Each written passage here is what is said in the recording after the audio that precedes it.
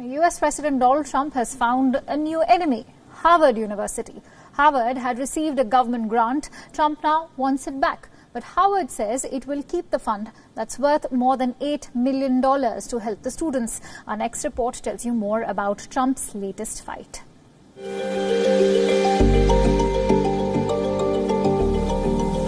It's among the oldest and the best institutions of higher education in the world.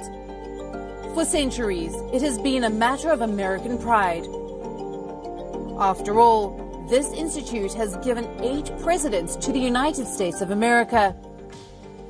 But the current president thinks it's time for Harvard University to pay back.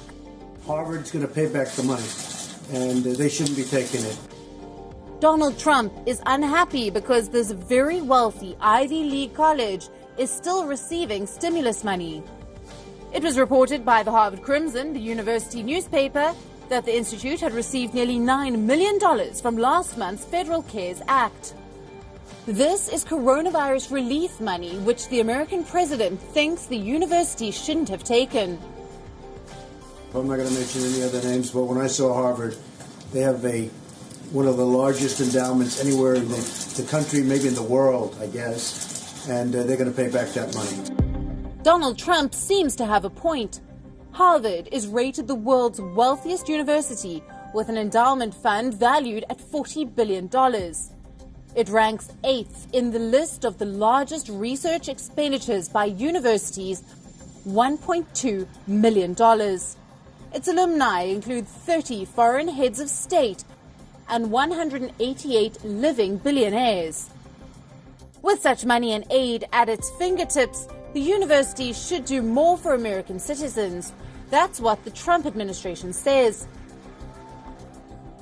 The government says that Harvard should let go of the stimulus package to help small businesses struggling with coronavirus lockdowns.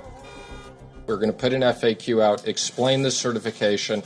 If you pay back the loan right away, you won't have liability to the SBA and to Treasury. But there are severe consequences for people who don't attest properly to this certification. And again, we want to make sure this money is available to small businesses. The university has acknowledged that it's not appropriate to take funds designated for struggling businesses. But it says that 100% of these funds are being used to provide assistance to students facing urgent financial needs. Harvard claims to be using this money to help students with travel, living expenses, and online education. The university is also conducting clinical trials for a coronavirus cure. So in defiance of the president's orders, it has ruled out returning the money. The fact is that the university systems in the United States are highly market-orientated. They borrow heavily to invest in facilities to attract students and depend heavily on international students for higher fees.